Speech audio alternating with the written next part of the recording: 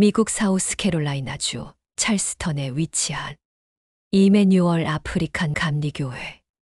2015년 6월 주요 저녁 예배 중 끔찍한 총기 난사 사건이 벌어졌습니다.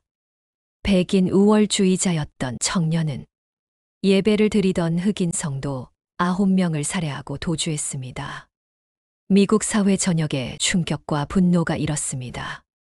그런데 이 사건은 전혀 예상치 못한 방향으로 세계를 감동시켰습니다. 며칠 뒤 살해된 희생자 가족들이 법정에서 가해자에게 이렇게 말했습니다. 나는 당신을 용서합니다. 하나님은 당신도 사랑하십니다. 그들의 눈엔 눈물이 있었고 목소리는 떨렸지만 용서의 말은 분명했습니다. 세상은 놀랐습니다. 고통의 한가운데서 어떻게 용서를 말할 수 있는가? 가족을 잃고도 어떻게 가해자를 위해 기도할 수 있는가? 그들의 용서는 세상이 말하는 용서가 아니었습니다. 그것은 예수님이 십자가 위에서 보이신 그 사랑에서 흘러나온 용서였습니다. 아버지, 저들을 사하여 주옵소서. 자기들이 하는 것을 알지 못함이니이다. 예수님이 가장 아픈 순간, 가장 원통한 자리에서 하신 이 기도는 단지 성경 속 구절이 아니라 오늘 우리가 살아가야 할 삶의 기준입니다. 우리 삶에도 찰스턴 교회와 같은 고통과 배신, 억울함이 있을 수 있습니다. 사람 때문에 상처받고 공동체 안에서조차 마음이 갈기갈기 찢어질 때도 있습니다. 그런 우리에게 하나님은 묻고 계십니다. 너는 용서를 선택할 수 있겠느냐? 내가 나를 믿는다면 나를 닮아갈 수 있겠느냐? 오늘 말씀을 통해 용서는 약함이라는 세상의 생각을 버리고 용서는 하나님을 닮는 가장 강한 선택이라는 믿음의 눈을 뜨게 되기를 소망합니다. 예수님께서 십자가에 달리셨을 때 그 주변엔 조롱과 멸시의 소리가 가득했습니다. 내가 하나님의 아들이라면 내려와 보라. 다른 사람은 구원하면서 자기는 구원하지 못하는구나. 채찍에 맞고 모욕을 당하시며 손과 발에 못이 박힌 그 자리에서 예수님은 그저 침묵하실 수도 있었습니다. 아니면 정의의 하나님으로서 불을 내려 악인을 심판하실 수도 있었습니다. 하지만 예수님은 전혀 다른 선택을 하셨습니다. 아버지, 저들을 사하여 주옵소서. 예수님의 이 기도는 인간적으로는 도저히 이해되지 않는 말씀입니다. 예수님은 자신을 향해 못을 박은 자들을 위해, 자신을 죽이고 있는 그 사람들을 위해 그 자리에서 용서를 구하셨습니다. 이것은 단순한 연민이나 착한 성품의 발로가 아니었습니다. 이것은 하나님의 사랑과 구원의 본질이었습니다. 우리는 종종 용서를 연약한 자의 선택, 모든 것을 포기한 자의 마지막 수단쯤으로 여깁니다. 그러나 예수님의 십자가는 말합니다. 진짜 용서는 가장 강한 자만이 할 수 있다고. 그리고 그 강함은 내 의지에서 나오는 게 아니라 하나님을 닮으려는 마음에서 시작됩니다. 하나님은 죄는 미워하시지만 죄인된 우리를 끝까지 사랑하시며 구원하시길 원하십니다. 그 하나님의 마음은 십자가에서 분명히 드러났습니다. 용서란 상대가 변화되었기 때문에 주는 것이 아니라 하나님의 사랑이 내 안에서 역사하기 때문에 선포되는 것입니다. 우리의 감정으로는 도저히 불가능할 수 있습니다. 하지만 하나님의 은혜는 불가능을 가능하게 합니다. 예수님은 우리에게 말로만 용서를 가르치신 것이 아니라 몸소 그 사랑의 길을 걸으시며 가장 고통스러운 자리를 용서의 자리로 바꾸셨습니다. 오늘 우리가 누군가를 용서하려 할 때 우리의 기준은 감정이 아닙니다. 예수님의 십자가입니다. 그 십자가의 사랑을 바라볼 때 우리는 왜 용서해야 하는가를 넘어서 용서하지 않고는 견딜 수 없는 하나님의 사랑을 경험하게 됩니다. 2015년 6월 17일 미국 찰스턴의 이메뉴엘 아프리칸 감리교회에서 열린 수요 저녁 성경 공부 시간. 한 백인 청년이 조용히 자리에 앉아 1시간 동안 함께 말씀을 나누었습니다. 그러나 예배가 끝나갈 무렵 그는 준비해 온 총을 꺼내 들고 무차별적으로 총격을 가했습니다. 현장에서 9명의 성도가 목숨을 잃었습니다. 피해자 대부분은 가정의 부모이자 교회의 리더들이었습니다. 이 사건은 단순한 범죄가 아니라 인종 혐오와 편견, 증오심이 만든 비극이었습니다. 세상은 분노했고 정의를 요구하는 목소리로 가득했습니다. 그런데 뜻밖의 일이 일어났습니다. 며칠 뒤 법정에 선 가해자에게 피해자 가족들이 한 사람씩 진술하기 시작했습니다. 나는 당신을 용서합니다. 당신이 회개하길 바랍니다. 하나님은 당신도 사랑하십니다. 이 고백들은 연기가 아니었고 입으로만 하는 말이 아니었습니다. 그들은 실제로 가족을 잃었고 가슴이 찢어질 만큼 아팠습니다. 그런데도 그들은 용서를 선택했습니다. 그것은 감정이 아니라 믿음의 선택이었고 인간적인 판단이 아닌 하나님의 시선을 따르려는 결단이었습니다.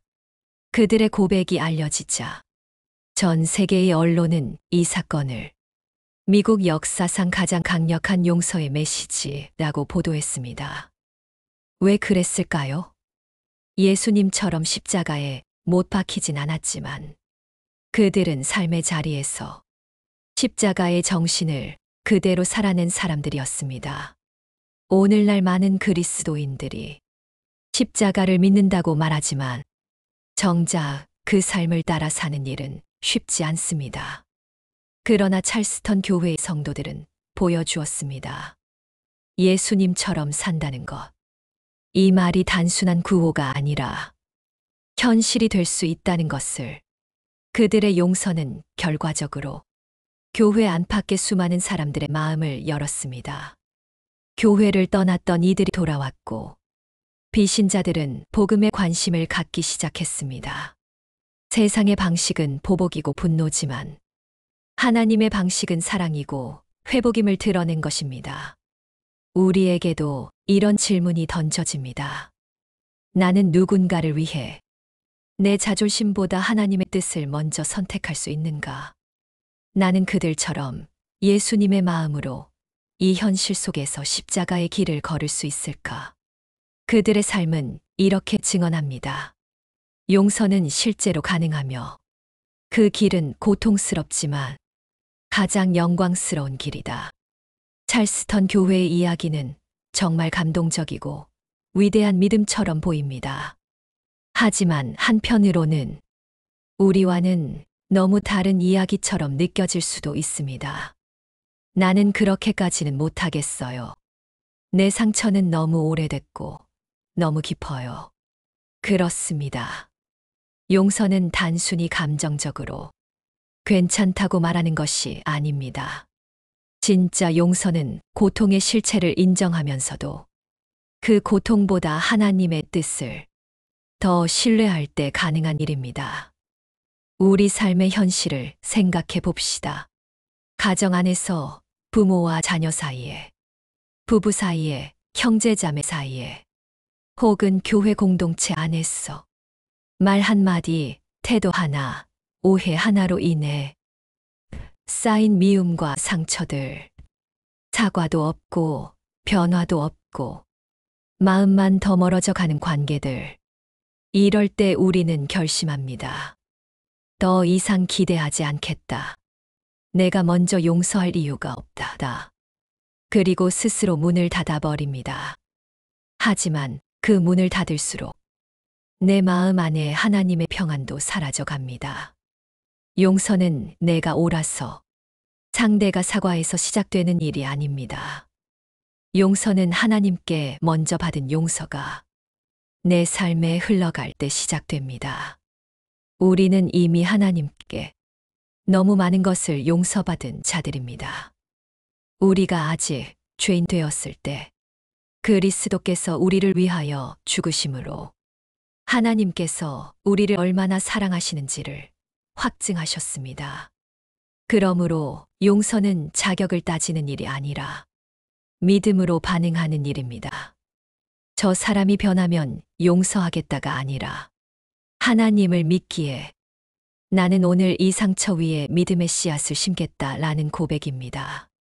우리가 믿음으로 용서를 선택할 때 하나님은 닫혀 있던 마음을 열어주시고 깊은 상처 위에 치유의 기름을 부으시며 무너진 내 내면을 회복시키시는 일을 시작하십니다.